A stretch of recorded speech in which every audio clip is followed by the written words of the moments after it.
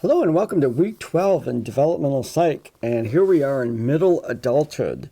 We spend a good deal of time talking about emerging adulthood and then into young adulthood and the sort of transitional parts to that. I mean, both of them being transitional, one being very experimental, emerging adulthood being what it is, and then young adulthood kind of like getting your ducks in a row and making that sort of decisions as to your plans and getting education completed and starting that pathway into the one or multiple paths that you're going to be following throughout your career. Now, middle adulthood presents itself as sort of its longest stage in Erikson's theory, and it's a lot happens in there, even though it's sort of cruise mode. You're like doing the work. You're creating the things that will be your legacy that we will talk about at the end of life or the next phase of Erikson's theory.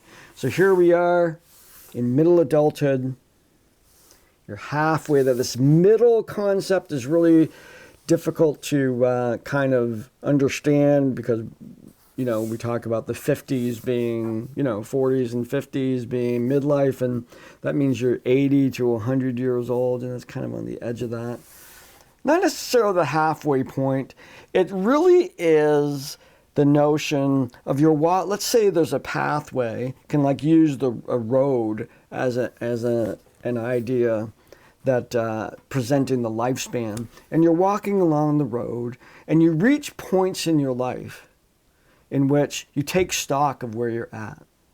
And it happens throughout our lives, and it happens when certain things happen in our lives. But there's a point at which we get where we sort of, maybe for the first time, unless we've had tragedies before, our aging process becomes noticeable, and we become fully conscious of and emotionally connected to the idea of our own mortality. And it's a wake-up call. For many. For some people, it's a birthday, and they move on.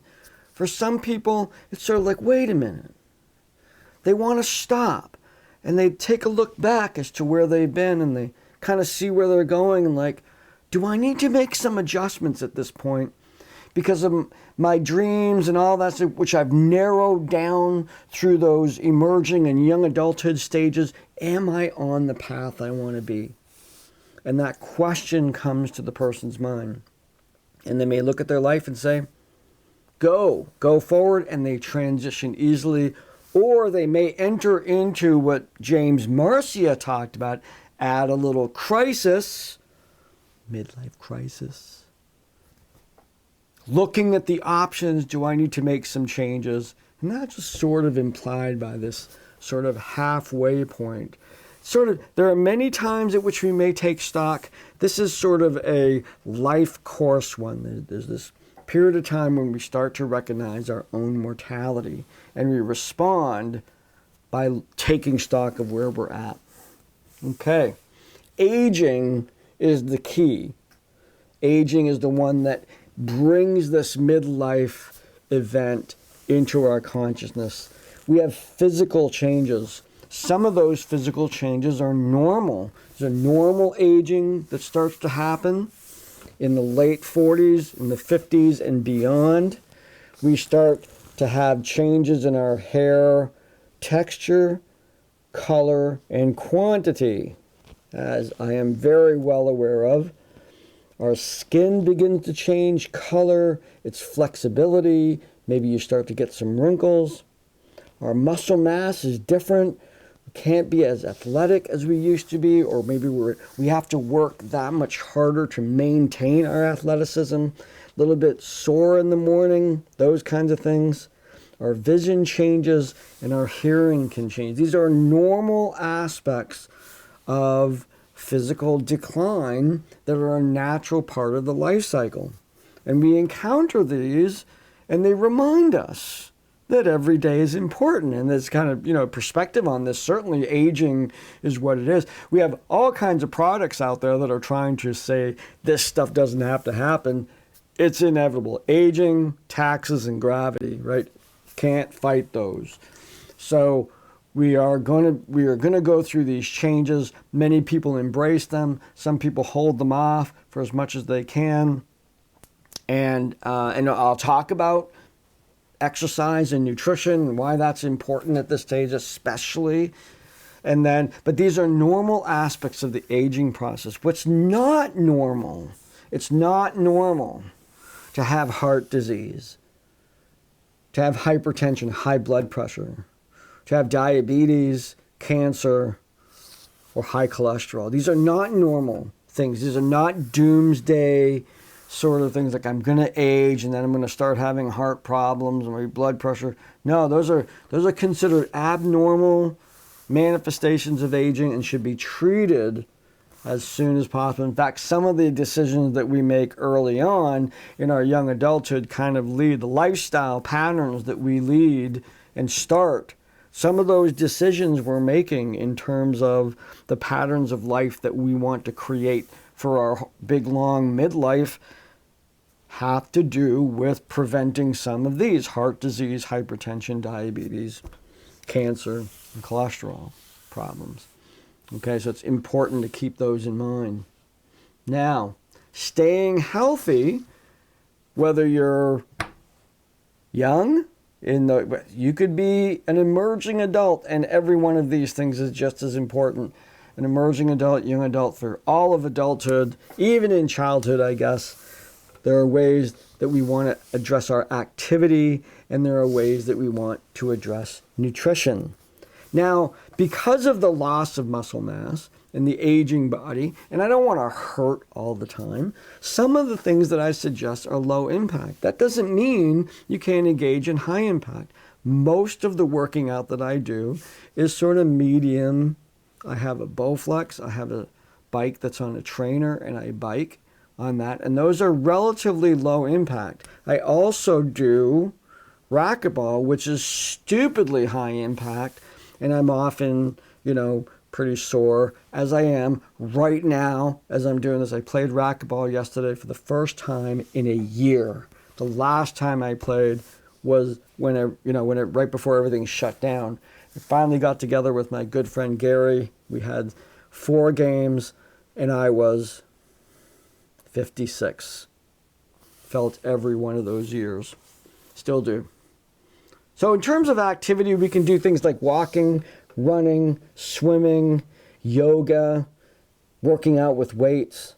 All of these things to maintain as a healthy a body as possible, and doing this on a regular basis. In terms of our nutrition, lowering our sodium, this is less salt, less fats, and the real killer, sugar, avoiding sugar as much as you can. Not that you avoid it altogether. We all if I'm going to enjoy a meal and then it has a sweet dessert at the end, that's perfectly fine. I will do that. But in addition to lowering sodium, fats, and sugar, you want to avoid snacking and only eat when you're hungry. My wife and I have just recently got onto it's a weight loss system, but it's really more of an eating management system called Naturally Slim. And all it really is about is raising our awareness as to when are we really hungry and only eating then, and not waiting until we're starving and I just open up the fridge and, whatever's in there, just eating it all. And it's been extremely effective, just raising the awareness of what I'm eating, portion sizing, taking my time eating and really tasting my food and all that stuff. Just sort of this Zen approach to eating, and just eating when I'm hungry. It's been incredibly effective, not only in terms of weight loss, particularly for my wife, she's just dropping pounds all over the place, but very, very much for me in terms of my wellness. I feel really fit and well fed, even though I'm working out and all of that. So it's really, really good balance there for me. So if you want any more information, send me an email and I'll send you the website and everything. I got it through my insurance company, so that was really nice too. Okay, now what about sexuality? Now, of course, we live in a country where sexuality is both nothing and everything. And it's cells, and yet it's dehumanizing sometimes. Here in developmental psych, we take sexuality seriously. It's a part of relationships. It's a part of our life. It's a gift that's given to us in terms of our ability to share emotionally and physically with other people, particularly an individual that we've chosen to partner with. And as we age, it doesn't lose its importance, but our abilities and our drives and whatnot can undergo some changes because of the biological changes that occur at midlife. So it's called climacteric, and this affects both men and women. In women, it manifests as what we call menopause. Menopause lasts around 12 months of different kinds of symptoms, of heat flashes and different urges in sexuality, urges in hunger, urges in whatever. Hormone replacement is sometimes used, or just toughing it out to the end. And for men, climacteric takes the form of erectile dysfunction. Now, in men 40 years old to 70 years old, about 50% of them report having some symptoms of erectile dysfunction. There are treatments for that. And however, about 10 to 20% of those individuals, it's psychological in nature, in terms of their fear performance, nervousness, other aspects as our body ages. Maybe we don't look the same like we did before. Maybe have some physical ailments in terms of how I can move. I can't move as well as I used to. Those kind of things. Those psychological factors might be playing a role in terms of a person in their midlife being able to enjoy sexuality. Now, of course, sexuality remains important throughout the lifespan, throughout the couple's lifespan. It's important to be honest and open with each other about what you want, what you're feeling, what needs you have, understanding each other's limitations and strengths, exploring different options in your sex life. The passion can still continue in other ways of being sexual with each other, but also in terms of intimacy and commitment. The other parts of that love triangle, the passion, the physical need to be with the individual and enjoy that physical component to it. If that is not as possible, then putting more emphasis on the intimacy and the commitment parts of the relationship to make up for that. Now, along with the body aging, our brain is aging as well. So we have a brain that is undergoing changes along with the body.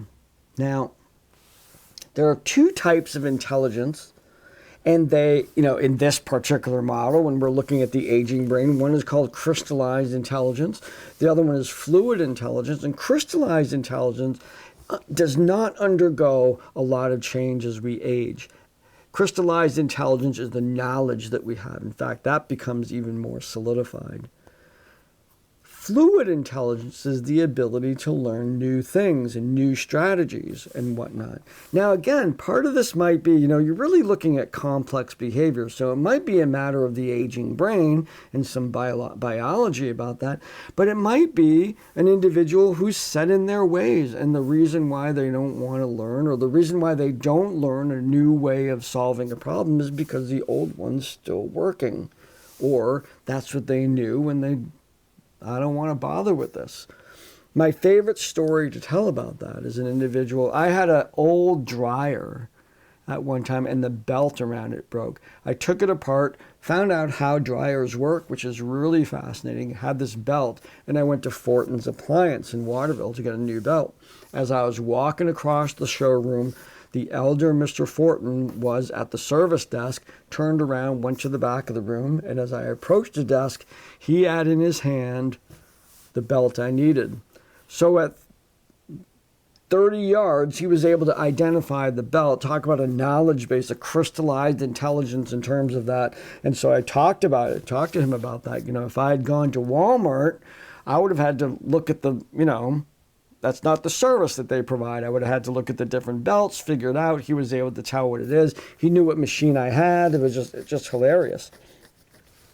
Now, the interesting that one of the, as he's filling out my receipt, he was using this very, very old receipt box. It's a large gray gunmetal sort of thing with two little knobs on it, and the receipts they roll out on a flat surface on top, and you write out the receipt. You push those two buttons down, and you pull it out, and you rip it off. And there's 3 copies. There's the white copy that goes to me. There's a pink copy that gets stuck on one of those death nails that they have, and the yellow copy goes to accounting, and that's how they're and I was like, wow, I haven't seen one of these in a long time. And he said, well, it's going to be gone pretty soon. And he points to the back, and there's all these boxes in the back, not even unpacked, of a computer, and everything's becoming computerized.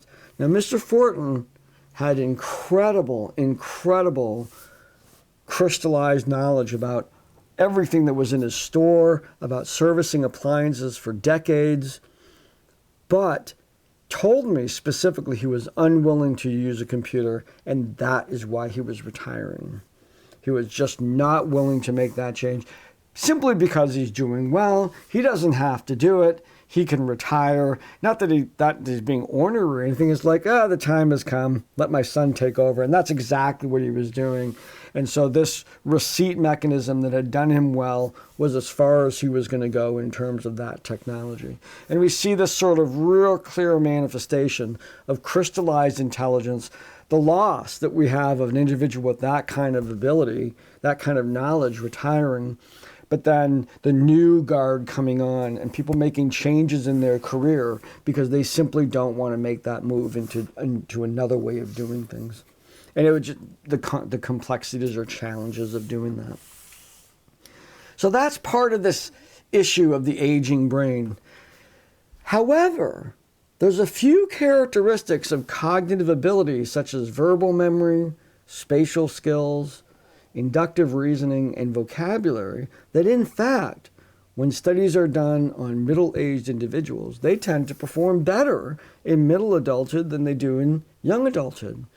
So there's something to be said about the developing expertise and the use of knowledge and the practice use, the well-worn paths in the forest of knowledge that individuals with lots of experience have, and the impact that that has on performance. Now, other aspects of the aging brain that I cover in the course book include flow and expertise, like I just talked about, the expansive knowledge that we've been talking in this class about schemas and the idea, way back with Piaget developing schemas, and experts at things have hugely complex schemas and practical knowledge, practical application in the field. It's sort of like the knowledge and the experience together creates the expert.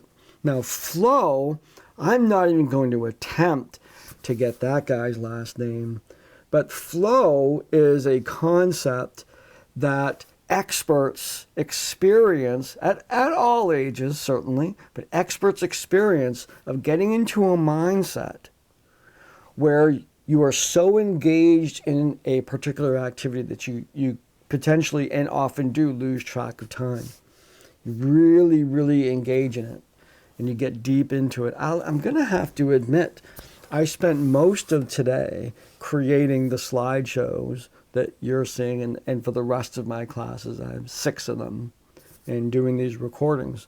And while I was doing this, I get really into this. I'm not sure if you're noticing, but I'm, looking up different pictures and graphics and trying to figure out a way to make graphics representations of what I want to say, something that guides the way that I teach my classes.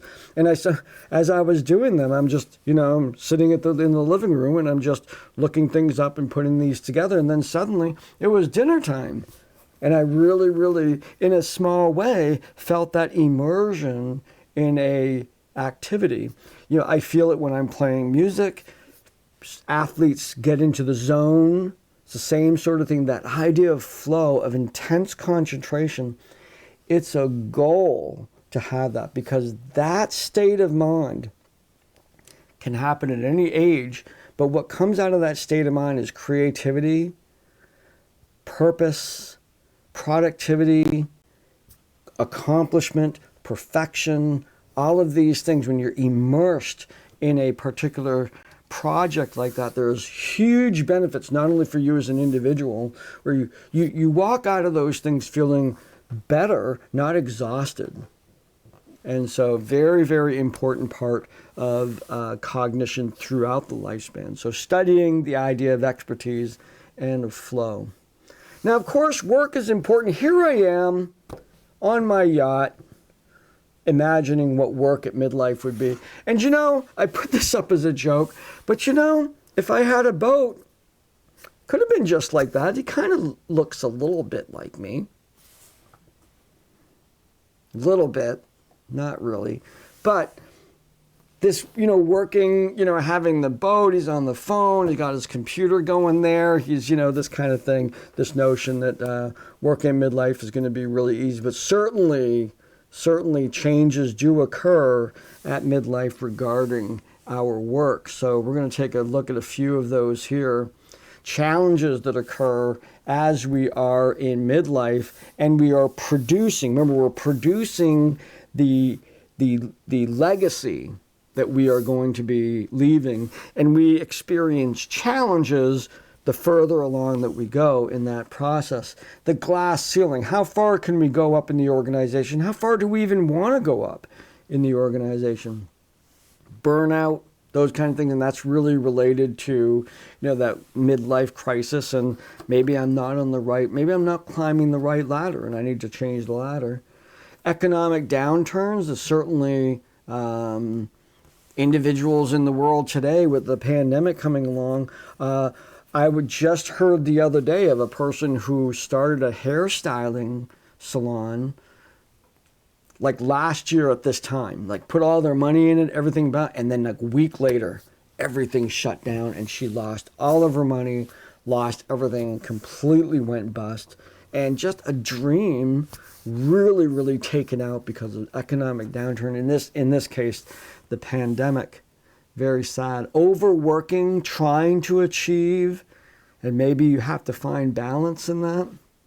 That's where the balance comes in, having that compromising that dream for health and the important things in your life, the relationships and family. And then, of course, moving into generativity, which entails balance. And we're going to get a little bit into this when we get much later in the chapter. We talk about much later in the course about aging well. I mean, what that means to have that balance between the generative things and the important things about a good life, which historical research and longitudinal research has told us that positive relationships with friends, family, and community are the de facto ways in which we experience life satisfaction at the end of life. Those are the things that are important. Not the great job, not the money, not the fame, not the promotion. All of those things can come and go, but the factor that predicts happiness late life is family, friends, and community, making real human connections. We experience that so dramatically in the pandemic as that was taken away for many people. The friends that we had at work, the family that we couldn't visit, the community that we could no longer go into and meet with people or just run into people at the grocery store and stuff like that. That disconnection has thrown us off more at a psychological level. I don't want to discount any economic hardships that people have gone through this, but the much more long-lasting effect of this is going to be the psychological one. We are going to have to do quite a lot to bring that back. In fact, I believe that in the end of things, we've actually learned from this. And we'll be getting into that, I believe, a little bit later today. What have we learned from this pandemic except the importance of family, friends, and community? So here we're looking at generativity, and when we use that term, we have to bring in Erikson's theory. Here we are in middle adulthood, generativity versus stagnation. Now, stagnation is when we feel we're spinning our wheels, think we're stagnant. I built this life, I made decisions throughout emerging and young adulthood, and here I am in middle adulthood, and I think I'm spinning my wheels. Or am I starting to produce? Am I starting to do the things that I planned on doing and putting things together? This brings us to the notion of these places along the road where we have events or crises where we're taking stock. Where am I right now? So sometimes those crises can be quite dramatic. And the stereotypical view of a midlife crisis of a person leaving his family, the guy leaves his family, buys a sports car, dates a girl named Buffy, that kind of thing, that does happen. That's an anomaly, and certainly it's rather than even a resetting of their goals, it's actually a very vain, selfish attempt at not aging. And remember what I said before, aging, taxes, and gravity always win. So it's an individual who experienced the crisis of their aging and just did not have the ego strength to be able to embrace it and understand their aging is a part of life and that things change.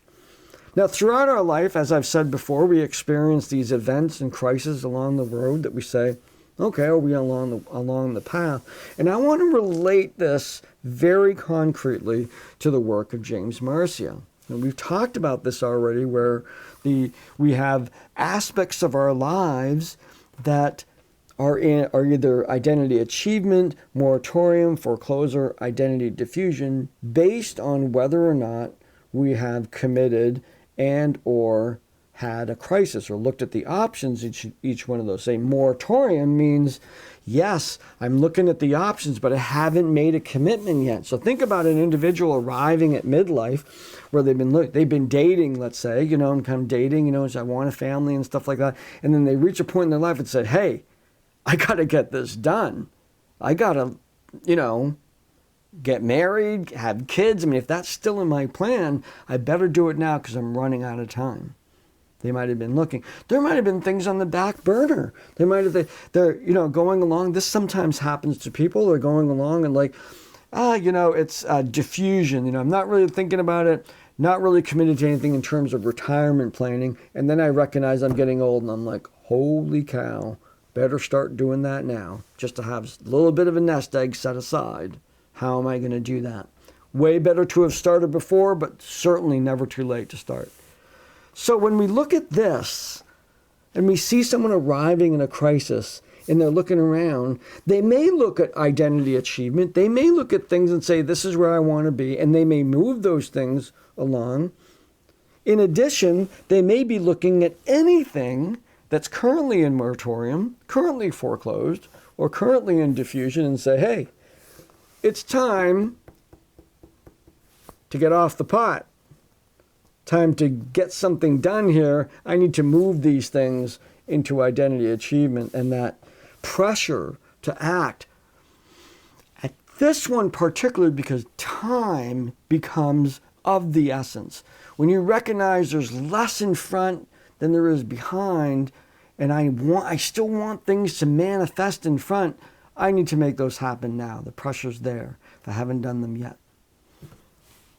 Okay, so that brings us to the end of our chapter and the assessments here.